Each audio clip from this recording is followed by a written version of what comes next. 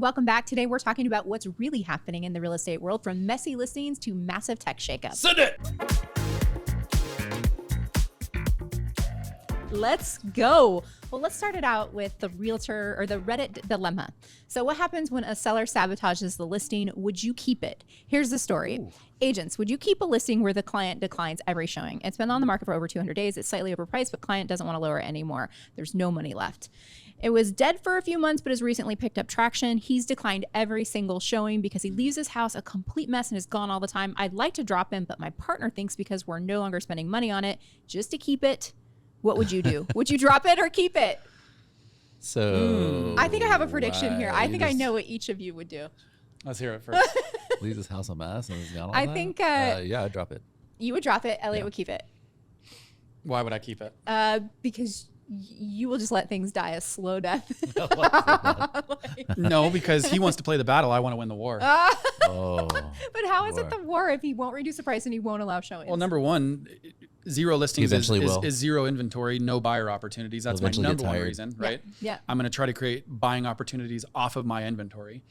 Additionally, I'll probably get surgical with him on the contract, right? Because I mean, I understand that you have to bring a ready, willing, and able buyer, and you can't create a ready, willing, and able buyer prior to if they can't see it, right? So then there wouldn't be commission. But I would definitely, for me personally, I would get surgical on it and go dissect my listing agreement on it and see if there was any clauses in there where I could kind of push that. And yeah, sometimes if he was being a jerk to me, I'd be a jerk in return. So it also depends on the price range too. I mean, is this like a $2 million house that's gonna sell, or is it a $250,000 house that's needs to be at 180? Well, then I would probably drop it. No context on price or anything here. I just think the reality is if you have a seller who's working against you, not with you, that is a difficult time and energy suck and resource suck. One of the things I thought was interesting is, so it sounds like this agent has a partner and the partner thinks keep it because they've invested a lot already on it. That's like that sunk cost fallacy. And I think we know something about that. Yes, the sunk cost fallacy is really interesting because it says that the more time and energy and resources you've spent in something,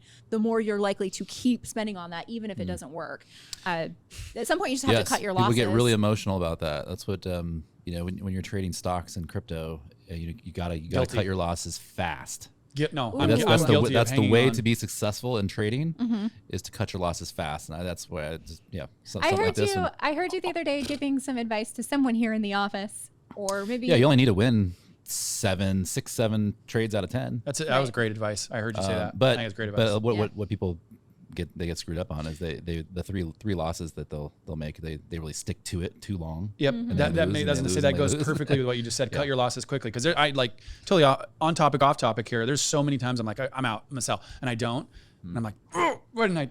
Right? Yeah. Well, because you've had those times. I'm sure you've had the times where you've sold it and then it went back up, and that's exactly what happens. Right. But you can't look at it that way, right? You gotta just get into the next trade. 100%. Get into the next listing. I think that, while that agent's battling a stubborn seller, another battle is brewing at a much higher level. And this one could change the very role of real estate agents altogether. Let's listen to this recent podcast clip of Keith Raboy. He is the chairman of Opendoor. And let's hear what he thinks about the future of buying So this is who's homes. leading Opendoor. What we really want to do, the next level, is we want to allow the buyer side to buy the home in 30 seconds.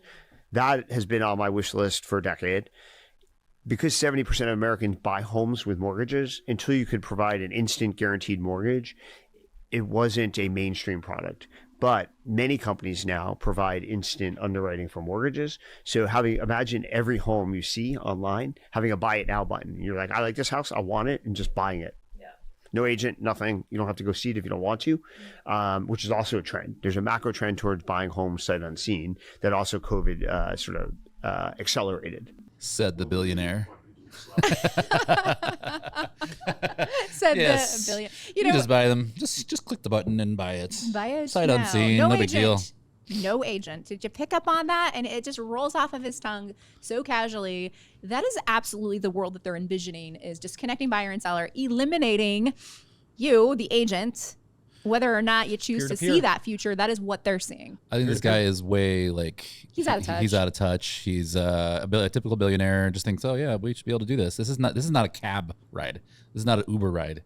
You know, I mean, people want to know certain things about a property before they buy it. Now, I mean, yeah, you get some investors. You're like, okay, yeah, I'm going to buy in this neighborhood. I know the 1650 square footer. I want 4 or 5 of them in this neighborhood. Oh, one pops up. Yep, click buy. That sort of thing. But normal buyers, they got questions to ask the seller. Oh, yeah. They want to know about certain things. They want to drive by it. They want to see it at night. They want to see it during the day. They want to see it on the weekends. This isn't just it's not an Uber ride. Yeah, houses aren't just facts, right? It's not just size. It's not just value, right? It a lender obviously cares about these things. But the part that I think that is missed in what he's talking about is, even let's say it was a perfect scenario, cookie cutter home, value is very accessible, all like boom, boom, boom, boom, type things. Well, we're forgetting about one core fact. Who lived in the house previously? What shape is the house in currently, right? We all know property A and property B might look the same, but they ain't the same. That's right. Very true. You got to go give it the smell test. That's right. You got to go give it the vibe check, and you have to make sure everything feels good too. Is the future for him a bunch of investors, big giant funds that are buying houses with clicks of a button? Like BlackRock. Oh yeah, I'll buy this one, this one, this one, this one. Right. So he's Invitation Homes. I'll buy this one, this one, this one.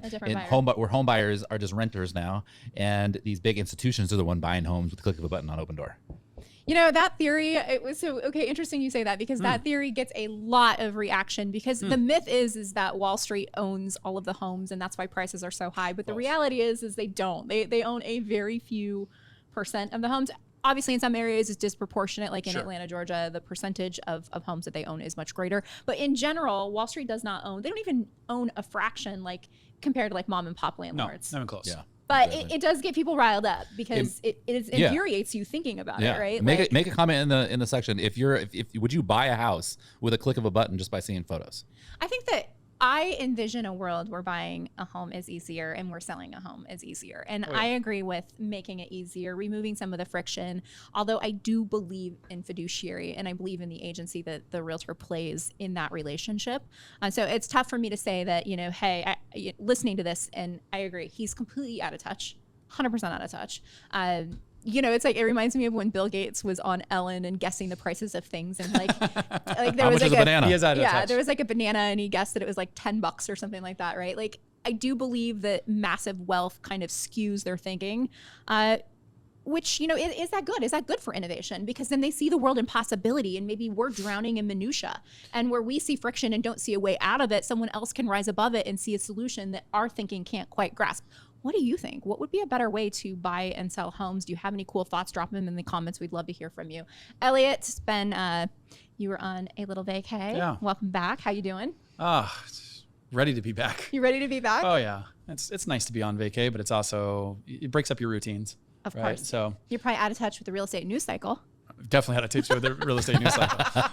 That's like on. So you didn't hear about all the news? That's a close second on my list to get caught up on. Close second. Well, we're glad to have you back. Thank you for tuning in. If you have anything to add to the conversation, drop it in the comments below.